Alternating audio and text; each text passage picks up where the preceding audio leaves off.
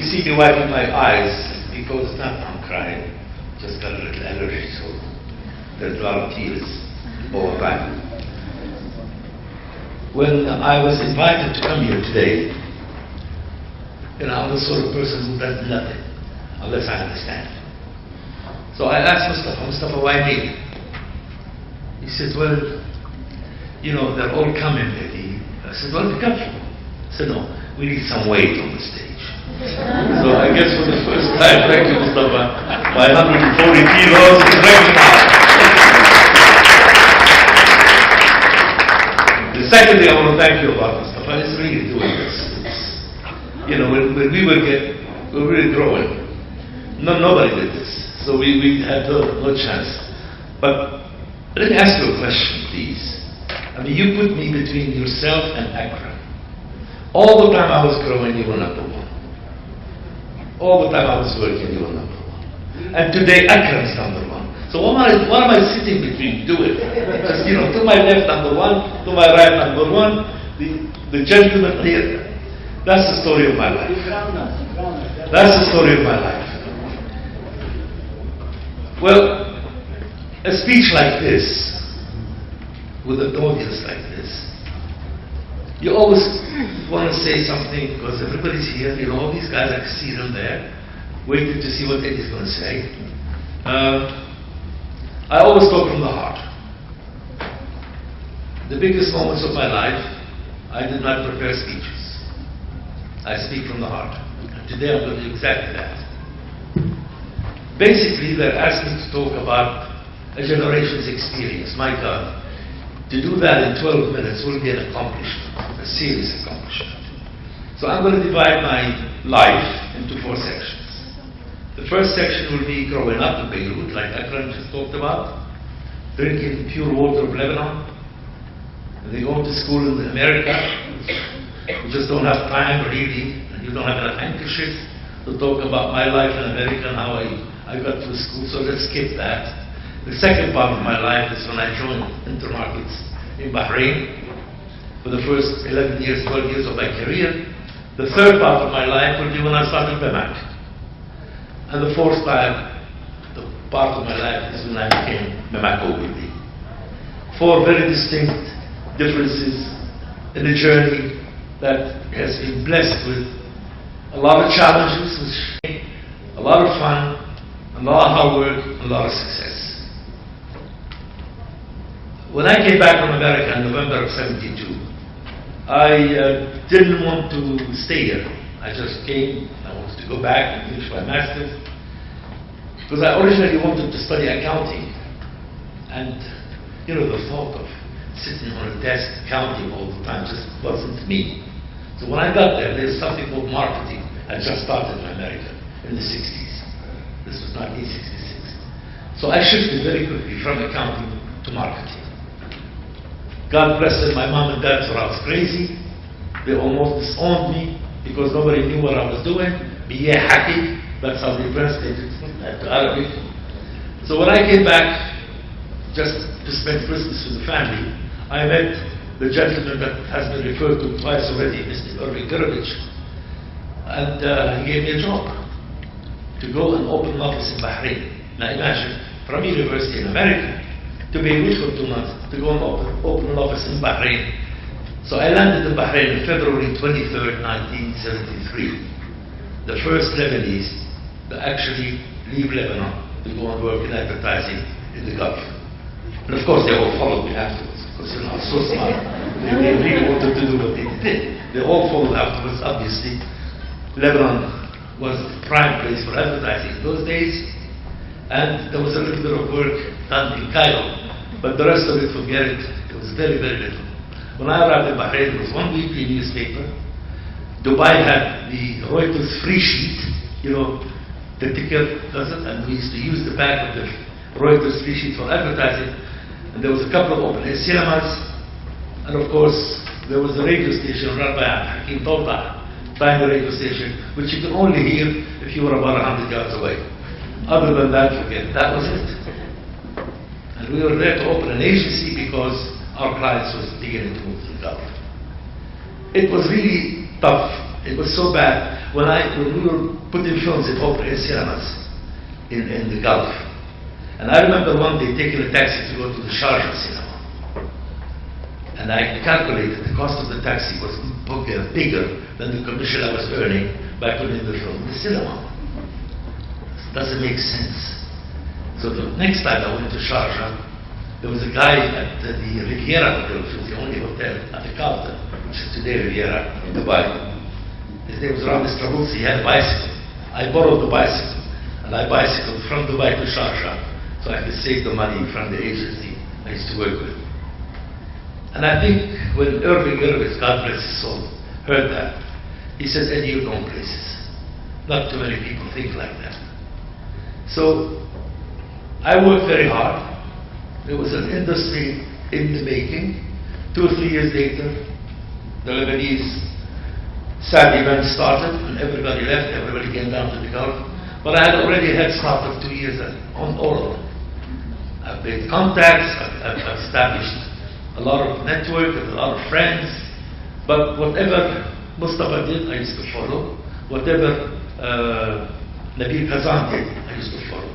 These were the 2 guys who were like pioneers, you know, moving into.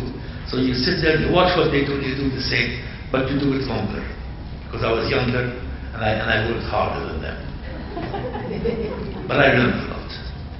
And after 11, 12 years of struggling, working, and Irving gave me $10,000 to start intermarkets in the Gulf.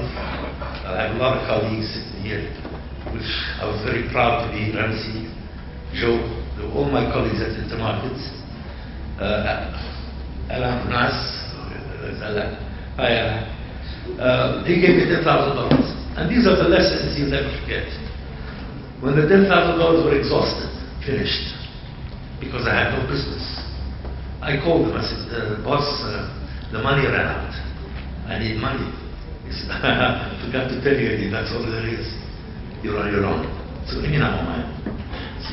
Make it and eat it. ما بقى فيه. احنا حاطين $10 only $10,000 for Bahrain. And that was it. I said, okay. And we made it. And from the capital of the money he gave me to start Bahrain, we opened Saudi Arabia, we opened Dubai, and Cairo. So 4 offices from a small nucleus gave but that was the hardest lesson I had in my life. But what was definitely there is every time I needed anything from the youth, it was there in 24 hours. The support was unreal. So you learn by mistakes, you learn by making mistakes. And after 12 years, a lot of things happened which we will not go into. I decided to open my own agency. I had a chance, one client, got cigarettes, and didn't have any money. I had $13,000, but for Bahrain, to start an agency in Bahrain, you need 50,000 dinars, which is around $130,000. I collected as much money as I can from friends and neighbors, and I was short 16,000 dinars at the end. And I was running out of time. And I had lunch with a gentleman, you may know him, his name is Akram Iknas. Oh, he's here. I had lunch with Akram. And Akram said, how much do you need? I said, 16,000 dinars. He called his office, wrote down the checkbook, gave me a check for 16,000 dinars. I gave him the bank so that I could prove to the government that I had the capital. Of course, a week later, he was standing on my door wanting his money.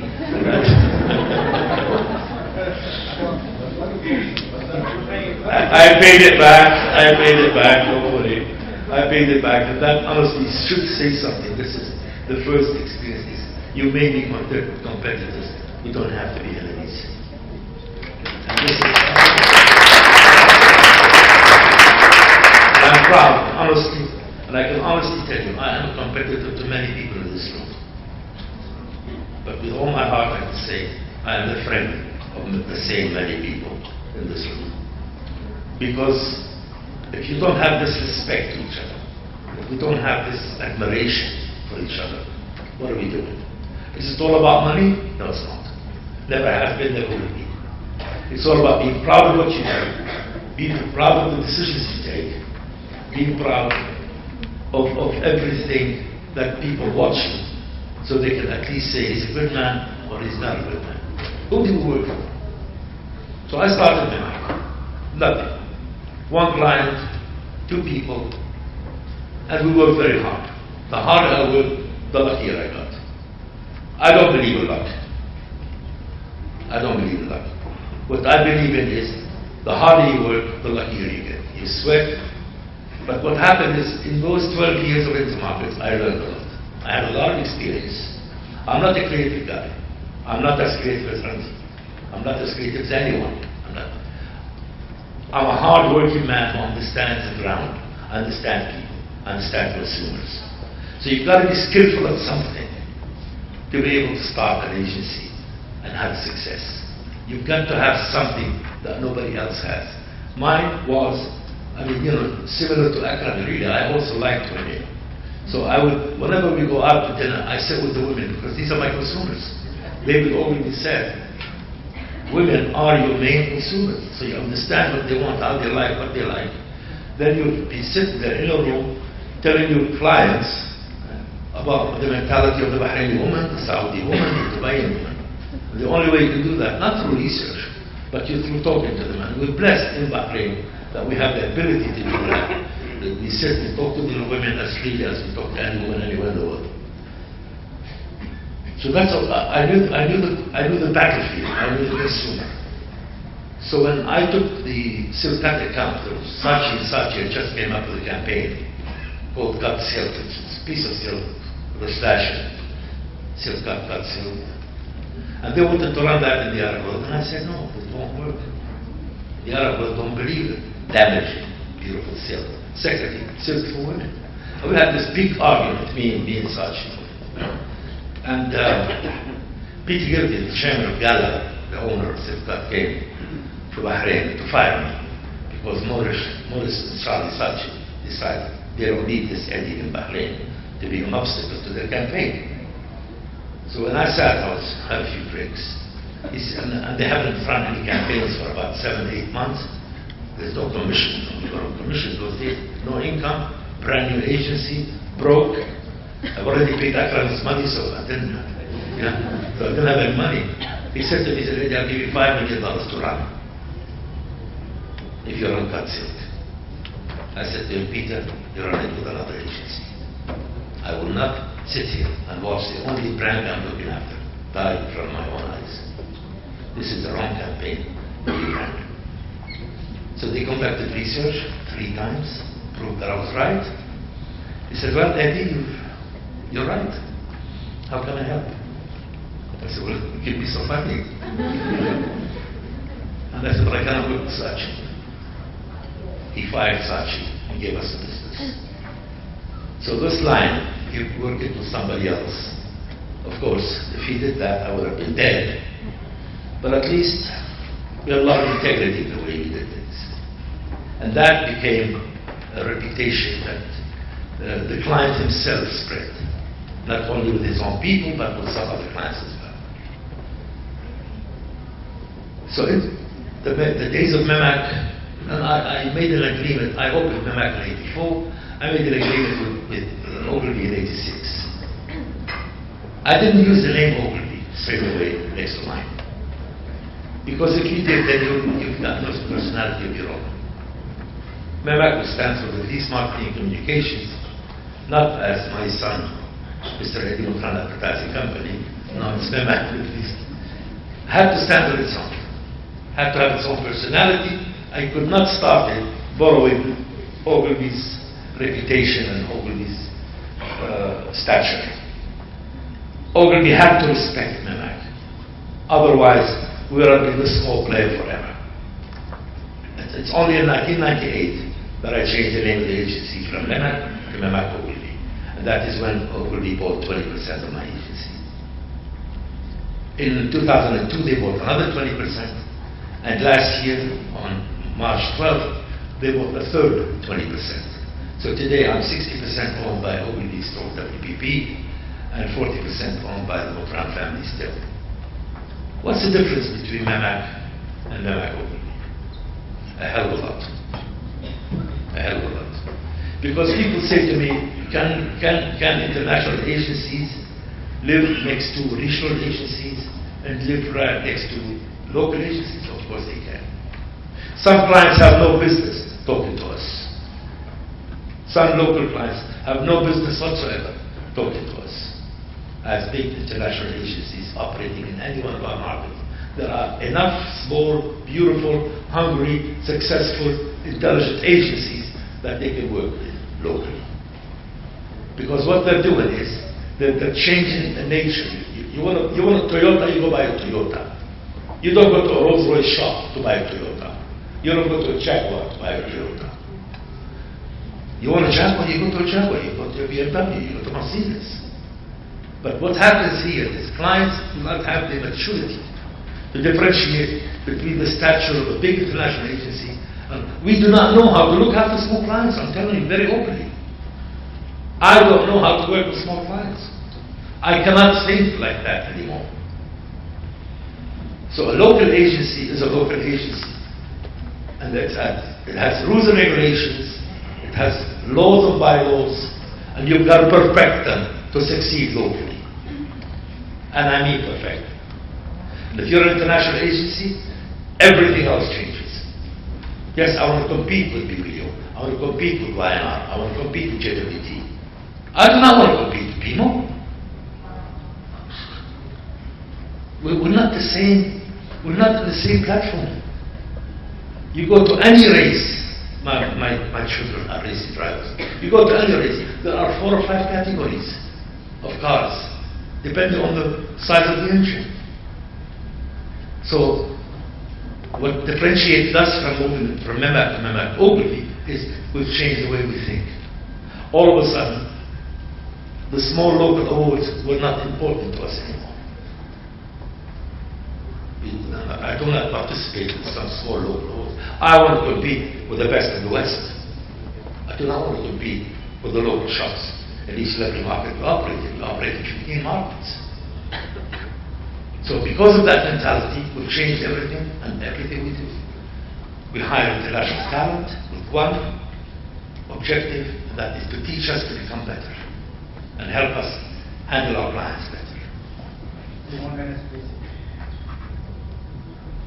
The final thing is the reputation.